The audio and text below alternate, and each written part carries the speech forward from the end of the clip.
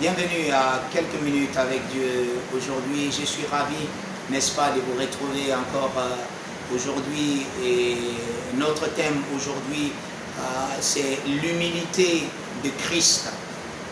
La Bible nous enseigne que Jésus lui-même a démontré cet exemple dans la vie chrétienne pour nous. Et je m'en vais lire rapidement ce verset dans Philippiens, le chapitre 2 et le verset à partir du verset 6, lequel existant en forme de Dieu n'a pas regardé comme une proie à arracher d'être égal avec Dieu, mais s'est dépouillé lui-même en prenant une forme de serviteur, gloire à Dieu, en devenant semblable aux hommes et ayant paru comme un simple homme. Il s'est humilié lui-même, se rendant obéissant jusqu'à la mort, même jusqu'à la mort de la croix. Il s'est humilié lui-même. Oh Rababo Shakita. Il s'est humilié de Dieu qu'il était. De Dieu qu'il était. Il est devenu, la Bible dit, un simple homme. Il est devenu comme un humain, comme sa créature. Vous savez, la Bible dit que Dieu a créé toutes choses. Et maintenant, Dieu a décidé de se manifester à sa créature la plus belle, la plus meilleure, qui est l'homme. Parce que la Bible nous dit, la Bible nous atteste que l'homme était les prémices de toute sa création. L'homme était la prémisse, si vous voulez. L'homme était la meilleure de sa création. Et maintenant, pour venir se révéler à l'homme, Dieu a pris la forme de l'homme. Le Créateur est devenu sa propre créature. Il a pris la forme de la créature. La Bible dit que ceci était l'humilité qui était en Jésus-Christ. Il l'a démontré, il est devenu un simple homme. Maintenant, il nous a laissé l'exemple. La Bible va dire par la suite que c'est à cause de ça que Dieu l'a souverainement élevé au-dessus de tout. Vous savez, la Bible dit que l'humilité précède la gloire. Aujourd'hui, vous devez apprendre une grande leçon dans la parole de Dieu. Cette leçon vient de notre Seigneur Jésus-Christ lui-même. L'humilité. L'humilité précède la gloire. Vous voulez jouer dans la cour de Dieu, vous voulez vivre dans les hauteurs, dans les dimensions élevées que Dieu a pour ses enfants, vous devez apprendre le principe de l'humilité. Vous devez apprendre à être humble. Vous devez apprendre à vous soumettre à l'Esprit de Dieu, à la parole de Dieu. Vous devez apprendre, n'est-ce pas, à vivre selon sa volonté parfaite.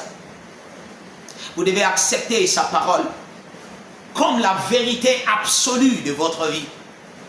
Quel que soit ce qui arrive, quel que soit ce ou bien les choses auxquelles vous faites face dans la vie, vous devez rester, n'est-ce pas, focalisé sur la parole. Vous devez rester accroché à la parole. Elle devient la réalité de votre vie et à cause de ça, vous êtes soumis totalement à sa vérité. Vous avez appris à être humble. Vous avez appris, n'est-ce pas, la sagesse. La Bible dit que voici le commencement de la sagesse. C'est la crainte de l'Éternel. Quand vous craignez le Seigneur, quand vous donnez toute la révérence qui lui est due, vous reconnaissez sa grandeur, sa seigneurie, vous reconnaissez ce qu'il a fait pour vous et ce qu'il fait à travers vous. Vous reconnaissez que c'est grâce à lui que vous êtes devenu une nouvelle créature. Tout ce que vous êtes aujourd'hui, c'est grâce à Dieu. Il l'a rendu possible. Vous reconnaissez que votre vie vient de son esprit, de la vie éternelle qu'il vous a donnée. Vous êtes tout ce que Dieu a fait. Il n'y a rien en vous qui n'est venu de dehors. Vous manifestez son caractère. Vous ne vous regardez pas au-dessus des autres à cause de son caractère en vous. La Bible dit, il s'est humilié lui-même, devenant un simple homme. Il a servi les hommes, Dieu parmi les hommes.